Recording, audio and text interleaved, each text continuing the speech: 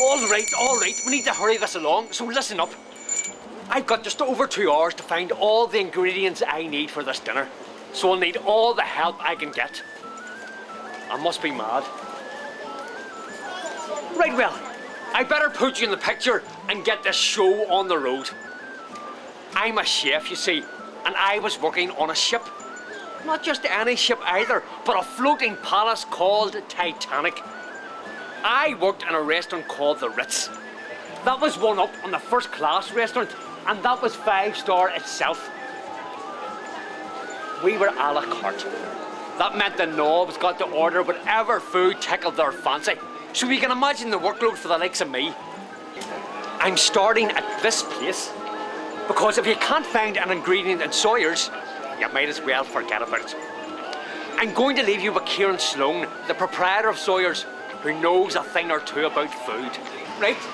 Get yourselves in, and remember, mind your toes. Come on. Welcome to Sawyer's. Sawyer's was established in 1897 as probably one of Ireland's longest run delis. You know, we've diversified, and as you see when you go in here, we like to try some nice different samples and things like that there. But today we've got the born old, or the beautiful old Belfast Bop, a lovely Irish dry cured bacon here, okay? So it's delicious. This is completely different bacon from the supermarket.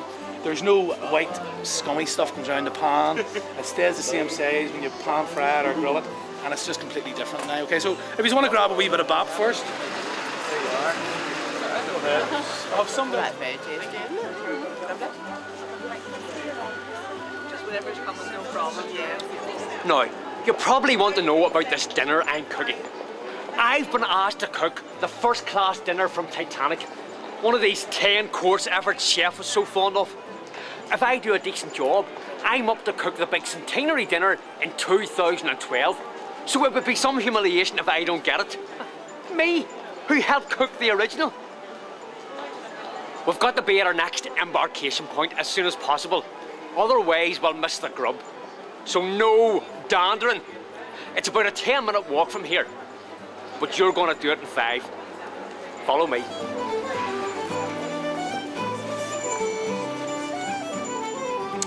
Before we go into this establishment, the Mourne Seafood Bar, I want to tell you, you're in for a rare treat. For the finest fish and seafood comes from these waters. The best food I ever tasted? I'll tell you honestly. When I was away myself and staying with my grandparents on holiday near Dundrum, my granda would bring a string of whiting in from the fishing boat, and my gran would boil them up into soup with the water still dripping off them. Half a dozen potatoes coarsely chopped, a couple of onions, then chop the heads, scales and fins of 4 whiting, quarter each one, season with salt and pepper, throw the lot into a pot of boiling water for 20 minutes. Simple maybe, but the most beautiful soup you ever tasted. So, when we opened the restaurant, our whole ethos was to put a huge emphasis on using sustainable, local, fresh seafood. And you see here, it's a simple process. We buy the fish from Kilkee, and we buy alternative species of fish, like this is a pinhake, which a lot of people would use. Now we buy commercial bass from across the water, but this is basically the closest thing we'll have to sea bass. It's all local, it's all fresh. Things like lemon soles we got here. We got a lovely turbot here as well. You can see here we have Strangford Loch mussels, and also we have Dundrum Bay oysters. Basically the type of oyster we use is a Pacific oyster. Native flat oysters are really susceptible to disease, and it takes twice as long to sort of get to this size. This from seedling was about 18 months to 2 years to get to this size. I got my oysters, and they still taste like an angel's kiss. Oh. Well, a sloppy one anyway.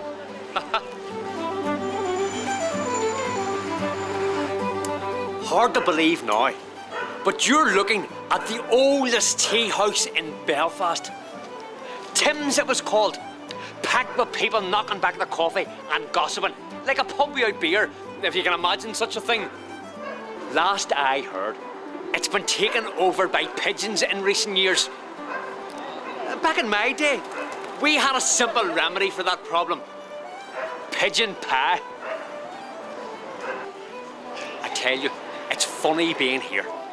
I remember this place when it was a warehouse belonging to Bushmills Whiskey. I have a story about whiskey too, but it can wait. I'll be getting my cheeses here, and you'll get to sample a few. I hear the proprietor keeps an excellent cellar, so I'll be stocking up with wine for my other 5 courses. Well, man cannot live on beer alone. Well, my great-granda give it a good try. Come on. We're here to talk about cheese today on my part of your tour. We've got the little soft round ball, it's called bolia, and it's a goat's cheese. It's made by 5 Mile Town Creamery from the west of the province. And it's not a sharp cheese, it's what we call it in the cheese trade, he said. It's a soft, it's a fresh cheese, and they preserve it in oil with herbs and spices in it. And the middle one is a smoked brie, and that's also from 5 Mile Town.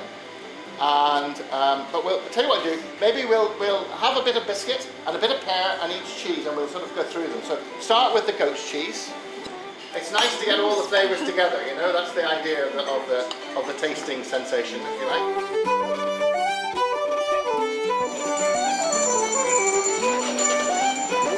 See, Belfast's mineral water companies were the world leaders in soft drinks from my great-granda's day.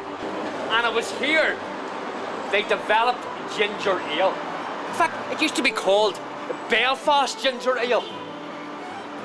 Some smart boy in Canada had the cheek of making his own version of our ginger ale.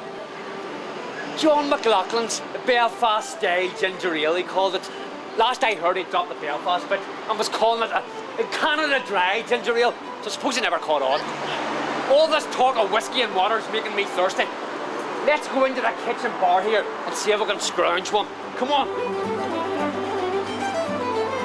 Sometimes it seemed that every woman anyway in Belfast was a baker.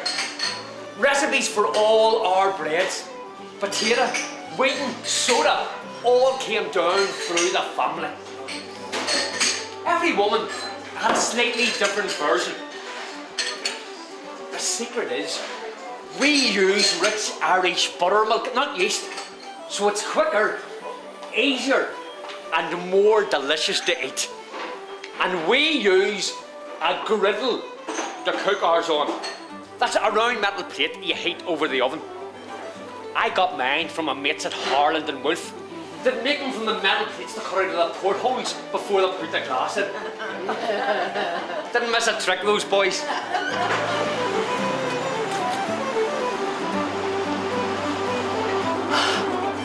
I always loved a market. It's where the country comes to the city. You're talking direct to people who run the farm, grow the vegetables, tend the animals and process the fish. And in Belfast, you get a bit of banter to go along with it. Now I know what you're thinking. Where can I get all this food he keeps jawing on about? Well, here's the good news. Everything I've talked about, you can get inside here in St George's Market, and most of it at Sawyer's too. Yellow Man and Dulce, dry cured bacon, fish just off the boats, the finest oysters and langoustines so fresh, they're still alive. All those wonderful breads and teas and coffees from all over the world. The freshest fruit and vegetables fit for royalty. And the finest chocolate your taste buds will ever be acquainted with. I bid you farewell. The pleasure has been all mine. Thank you very much. This way.